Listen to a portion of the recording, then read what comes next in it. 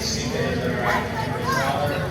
He will come again in glory to judge the living and the dead, and his kingdom will have no end. I believe in the Holy Spirit, the Lord, giver of life.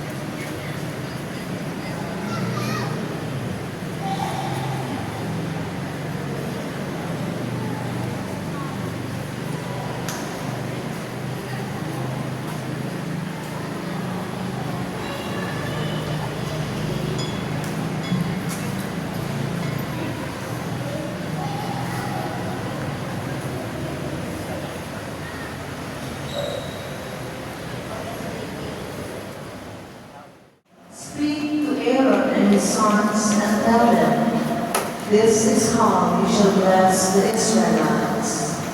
Say to them, the Lord bless you and keep you. The Lord let his face shine upon you and be gracious to you.